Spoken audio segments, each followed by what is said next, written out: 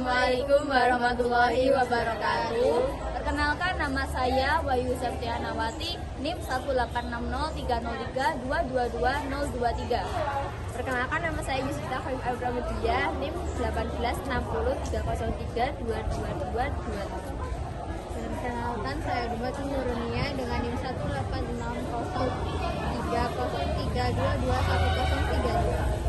Perkenalkan, nama saya Muhammad Maulid Zakaria, NIM saya 18603223046. Perkenalkan, saya Idam Tafiani, nomor induk mahasiswa 18603322304. Perkenalkan, nama saya Ihsan Yusuf Fatimah, nomor induk mahasiswa saya 1860303222022. Perkenalkan, nama saya Abdul Khaliq Ojdawan, NIM 1860303222026.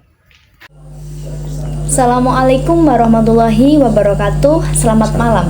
Saya Wahyu Septianawati akan melakukan observasi untuk memenuhi tugas UAS mata kuliah Psikologi Perkembangan bersama narasumber yang merupakan individu yang memasuki masa dewasa awal.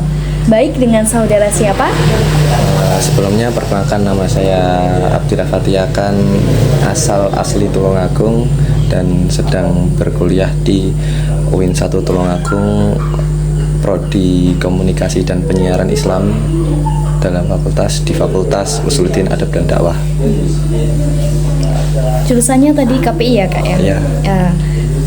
Untuk hal kuliah dan pendidikan, apakah kakak kuliah untuk meningkatkan relasi pertemanan atau benar-benar ingin meningkatkan pola pikir yang harus diasah agar mudah memahami sesuatu?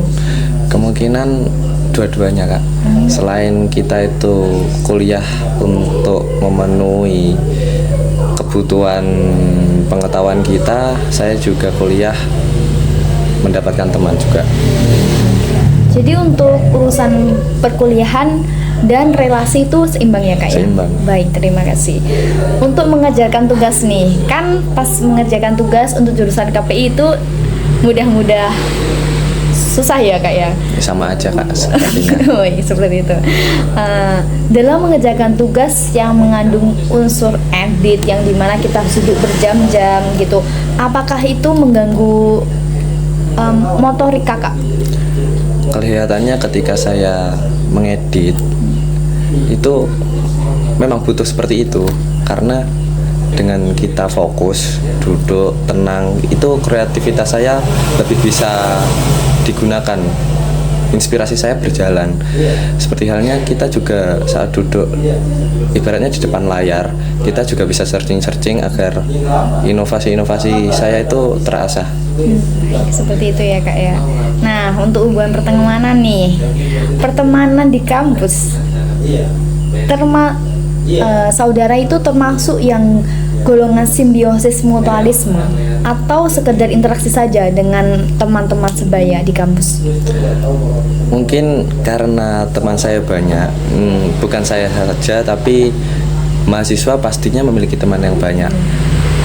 Kan nggak semuanya itu kita memiliki kebutuhan atau saling membutuhkan. Jadi kita mungkin ketika tidak membutuhkan, mohon maaf, maksudnya itu ketika sedang tidak memiliki urusan, mungkin bukan kita tapi saya itu cuma menyapa, kecuali kita memiliki sebuah kebutuhan atau urusan tertentu, mungkin saya akan berhenti dan ngobrol untuk membicarakan tadi.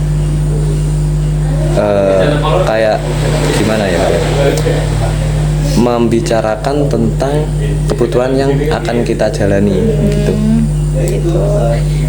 Nah, jadi intinya itu apa, Kak, jawabannya? Mutualisme juga, saling menyapa juga. Oh, begitu ya.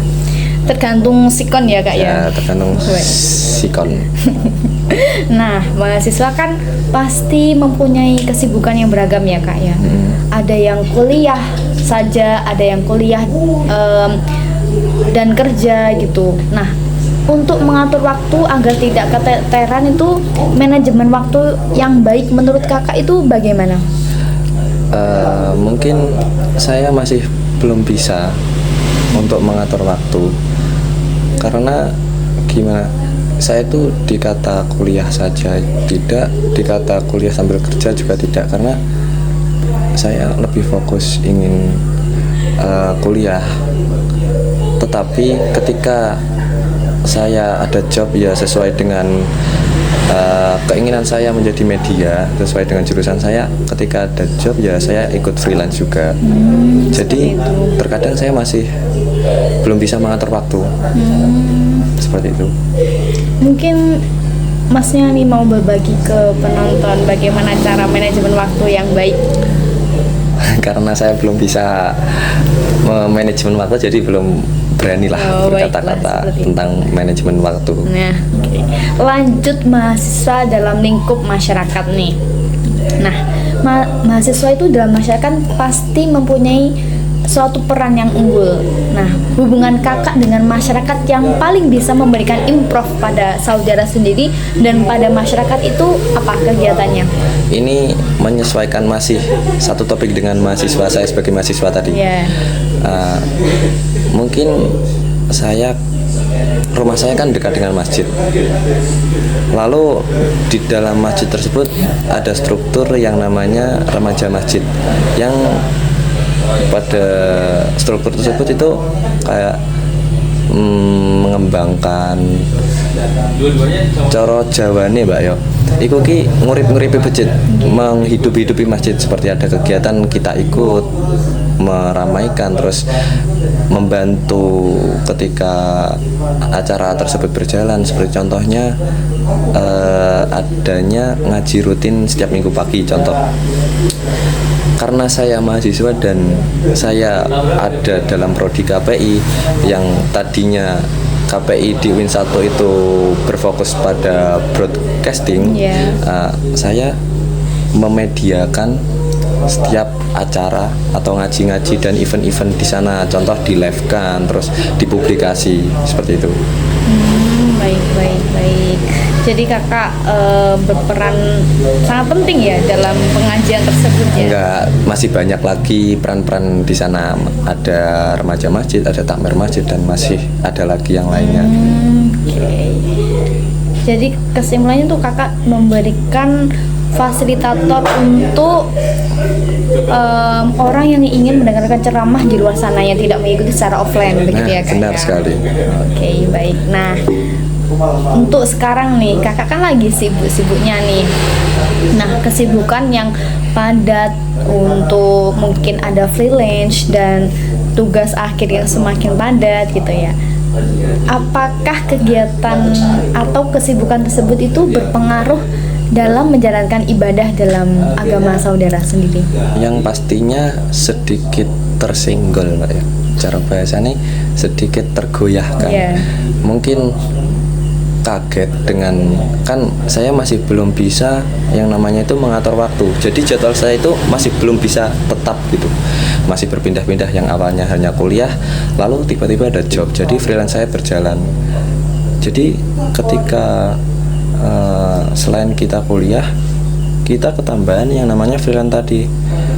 Ketika hal tersebut terjadi, saya jadi tidak sempat atau kelelahan seperti itu. Jadi ketika dua hal tersebut berjalan, saya mungkin ketiduran, kelelahan. Jadi seperti ibadah itu sedikit kurang. Yang sebelumnya saya masih sempat yang namanya mengaji dan lain-lain, saya masih nggak sempat seperti itu.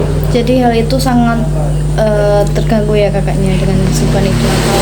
Ya, kalau saya masih belum bisa mengatur waktu, saya akan terganggu. Mungkin kalau sudah bisa dan jadwal saya bisa rinci atau bisa terjalankan sesuai, mungkin saya akan tidak terganggu.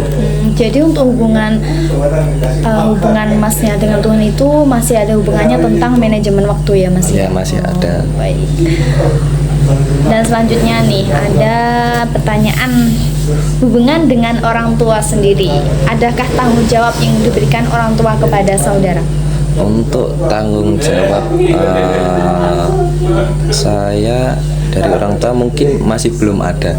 Tetapi kan yang namanya orang tua terutama menyekolahkan anaknya, pasti ada harapan yang diinginkan orang tua demi kemajuan anaknya atau sukses anak tersebut, pasti ada. Tapi kalau tanggung jawab masih belum ada mungkin. Oh, baik, ketika seperti itu. Oke, pertanyaan terakhir. Hubungan antara saudara dengan lawan jenis nih. Jika saudara mempunyai ketertarikan pada wanita, nah, dan ketertarikan tersebut berlanjut pada hubungan, adakah suatu perubahan yang terjadi pada saudara saat menjalankan suatu hubungan itu?